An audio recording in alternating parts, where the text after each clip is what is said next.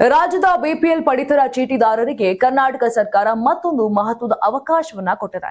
ಇತ್ತೀಚೆಗೆ ರದ್ದಾಗಿದ್ದ ಅರ್ಹ ಬಿಪಿಎಲ್ ಕಾರ್ಡ್ಗಳನ್ನ ಮರುಪಡೆಯಲು ಅವಕಾಶ ನೀಡಿದ್ದ ಸರ್ಕಾರ ಇದೀಗ ರೇಷನ್ ಕಾರ್ಡ್ನಲ್ಲಿರುವ ತಪ್ಪುಗಳನ್ನ ಸರಿಪಡಿಸಿಕೊಳ್ಳಲು ಮತ್ತೆ ಅವಕಾಶವನ್ನ ಕಲ್ಪಿಸಿದೆ.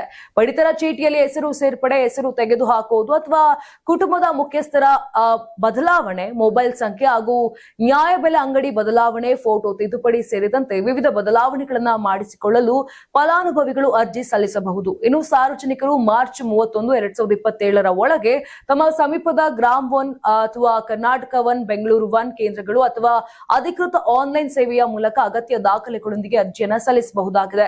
ಕೊನೆಯ ಕ್ಷಣದ ಗೊಂದಲ ಮತ್ತು ತಾಂತ್ರಿಕ ಸಮಸ್ಯೆಗಳನ್ನು ತಪ್ಪಿಸಲು ಸರ್ಕಾರ ದೀರ್ಘಾವಧಿಯ ಕಾಲಾವಕಾಶವನ್ನ ನೀಡಿದೆ. ಪತ್ನಿಯ ಹೆಸರನ್ನ ಸೇರಿಸಲು ಆಧಾರ್ ಕಾರ್ಡ್, ಮದುವೆ ಪ್ರಮಾಣ ಪತ್ರ ಹಾಗೂ ಪೋಷಕರ ಪಡಿತರ ಚೀಟಿ ಅಗತ್ಯ ಇರುತ್ತದೆ. ಇನ್ನು ಮಗುವಿನ ಹೆಸರು ಸೇರ್ಪಡೆಗೆ ಜನನ ಪ್ರಮಾಣ ಪತ್ರ ಹಾಗೂ ಪೋಷಕರ ಆಧಾರ್ ಕಾರ್ಡ್ ಸಲ್ಲಿಸಬೇಕು. ಆನ್ಲೈನ್ ನಲ್ಲಿ ಅರ್ಜಿ ಸಲ್ಲಿಸಲು ಅಧಿಕೃತ ಆಹಾರ ಪೋರ್ಟಲ್ಗೆ ಭೇಟಿ ನೀಡಿ ಈ ಸೇವೆಗಳ ವಿಭಾಗದಲ್ಲಿ ತಿದ್ದುಪಡಿ ಅಥವಾ ಹೊಸ ಸೇರ್ಪಡೆ ಆಯ್ಕೆಯನ್ನ ಆರಿಸಿ ಅಗತ್ಯ ಮಾಹಿತಿಯನ್ನ ಭರ್ತಿ ಮಾಡಿ ದಾಖಲೆಗಳನ್ನ ಅಪ್ಲೋಡ್ ಮಾಡಿ ಅರ್ಜಿಯನ್ನ ಸಲ್ಲಿಸಬಹುದು. ಅರ್ಜಿ ಸಲ್ಲಿಸಿದ ಬಳಿಕ ದೊರೆಯುವ ಸ್ವೀಕೃತಿ ಪತ್ರವನ್ನ ಸುರಕ್ಷಿತವಾಗಿ ಇಟ್ಟುಕೊಳ್ಳಬೇಕಾಗುತ್ತೆ. ಇನ್ನು ದಾಖಲೆಗಳ ಮರುಪರಿಶೀಲನೆಯ ನಂತರ ಸಾಮಾನ್ಯವಾಗಿ 15ರಿಂದ 30 ದಿನಗಳ ಒಳಗೆ ತಿದ್ದುಪಡಿ ಮಾಡಲಾದ ಹೊಸ ರೇಷನ್ ಕಾರ್ಡ್ ವಿತರಿಸಲಾಗುತ್ತದೆ.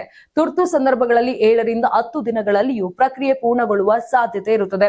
ಒಟ್ಟಾರೆ ರೇಷನ್ ಕಾರ್ಡ್ ನಲ್ಲಿ ಹೆಸರು, ವಿಳಾಸ ಅಥವಾ ಇತರ ಮಾಹಿತಿಯಲ್ಲಿ ಯಾವುದೇ ತಪ್ಪುಗಳಿದ್ರೆ ಅದನ್ನ ಸರಿಪಡಿಸಿಕೊಳ್ಳಲು ಇದು ಉತ್ತಮ ಅವಕಾಶ ಆಗಿರುತ್ತದೆ. ಸರ್ಕಾರ ನಿಗದಿಪಡಿಸಿರುವ ಅವಧಿಯೊಳಗೆ ಅರ್ಹ ಫಲಾನುಭವಿಗಳು ಅಗತ್ಯ ದಾಖಲೆಗಳೊಂದಿಗೆ ಅರ್ಜಿ ಸಲ್ಲಿಸಿ ಈ ಸೌಲಭ್ಯದ ಪ್ರಯೋಜನ ಪಡೆದುಕೊಳ್ಳುವಂತೆ ಆಹಾರ ಇಲಾಖೆ ಮನವಿಯನ್ನ ಮಾಡಿದೆ.